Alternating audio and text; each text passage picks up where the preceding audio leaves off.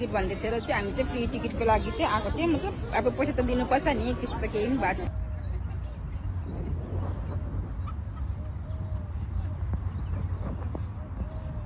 त्यसको लागि उसँग गर्नुको लागि चाहिँ म भिडियो लिनु जाँदैछु। अब पाउँछु कि पाउँदिनँ ल, साथीहरू हेर्दै गर्नु है।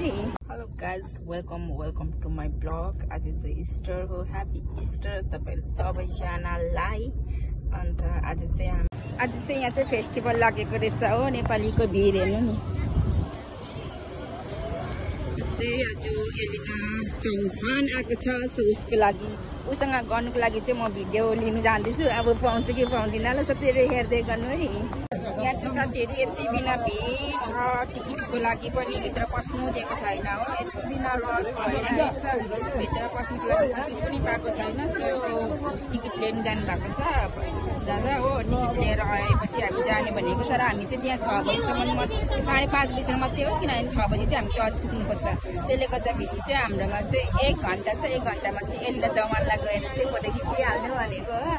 छैन, यहाँ रस हेर्न सक्नुहुन्छ। यति बिना रस, सबैजना नेपालीहरू हुनुहुन्छ। यहाँ चाहिँ यसलाई चौहानलाई हेर्नु आउनु भएको अरे। सो चौहानहरू अब एलिना चौहान अब कतिखेर आउने हो, सो एलिना चौहानलाई हेरेर चाहिँ फर्किनु भनेको। सबैजना सुत्ने, बस्ने, खाने सबैजना छ यहाँ।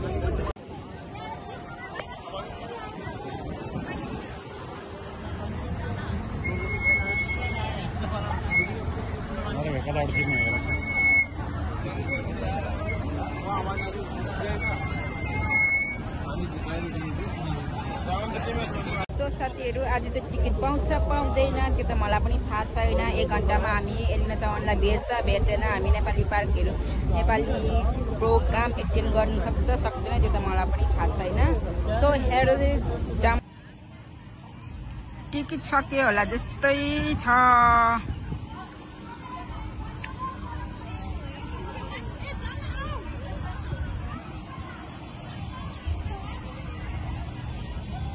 मान्छे बेसी भएर चाहिँ नि सम्हाल्नु साह्रो परिसकिसक्यो बिचरा गाडीहरूलाई चाहिँ। अनि अस्ति चाहिँ पुरा भन्दै थियो फ्री टिकट भनेर कि अहिले चाहिँ आइपुग्यो हो। अहिले त छैन पो रहेछ फ्री टिकट त।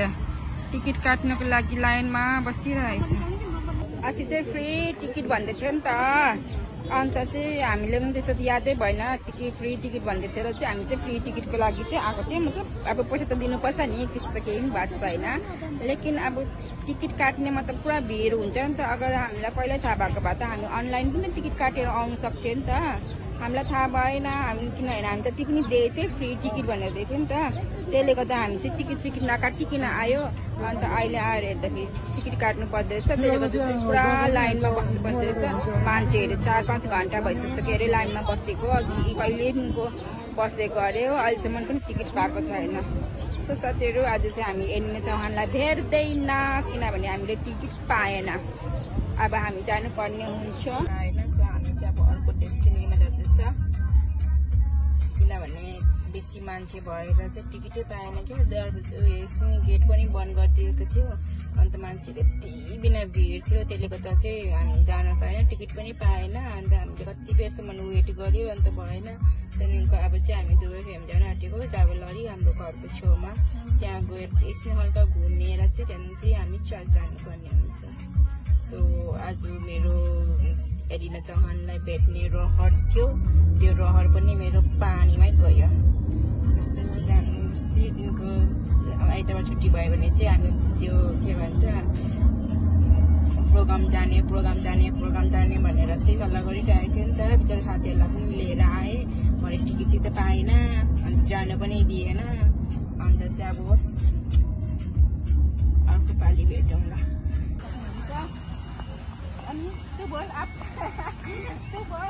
क्या बोलूं? बोल, एड्रेस बता दे इसका। बोल। आज क्या है संगीता?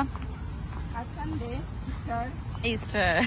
आज ईस्टर है। हमारा चर्च जाना है शाम को 6 बजे, और हम इधर घूम के हम जाएंगे।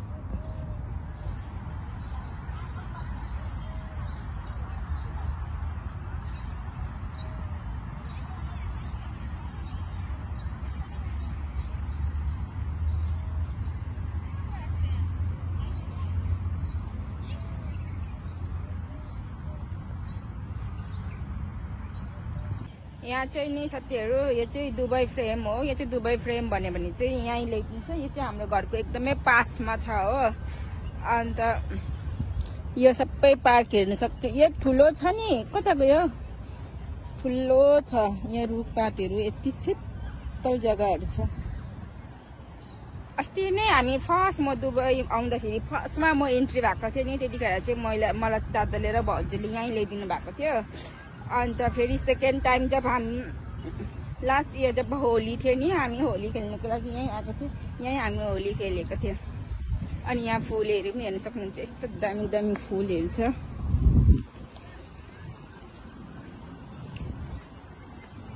फुलहरू हेर्नु कस्तो मजाले फुलेको छ।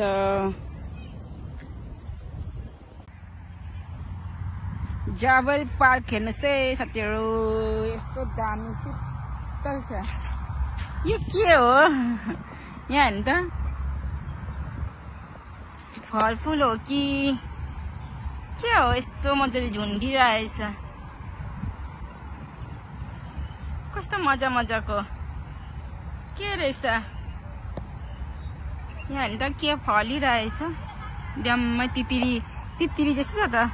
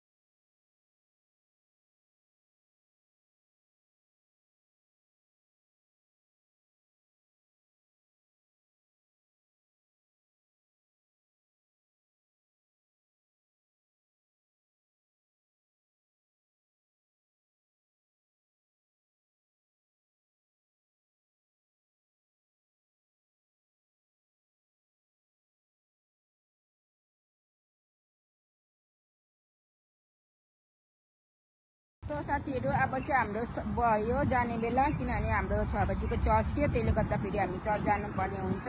सो मेरो फोन पनि स्विच अफ हुन आँटेको छ। अब हामी यहाँबाट निस्किँदा ओर्दा लाग्छ 20 मिनट त लाग्छ चर्च पुग्नुको लागि। सो अब त्यहाँ पुगेर त म तपाईँलाई ब्लग गर्न सक्दिनँ, किनभने अब त्यहाँ हाम्रो प्रेयरहरू भइरहेको हुन्छ हो। सो फेरि पनि हल्का ट्राई गर्नेछु कि चर्चमा गएर ब्लग बनाउनुको लागि। सो अब चाहिँ हामी निस्केको, किनभने अलरेडी 6 बज्न आँटिसक्यो, किनभने त्यहाँ दिदीहरू पनि आउनुहुन्छ। सो दिदीहरूले फोन गर्नुहुँदैछ हामीलाई कि कहाँ छ छिटो गरेर चर्च आइपुग्नु भनेर। सो साथीहरू बाई।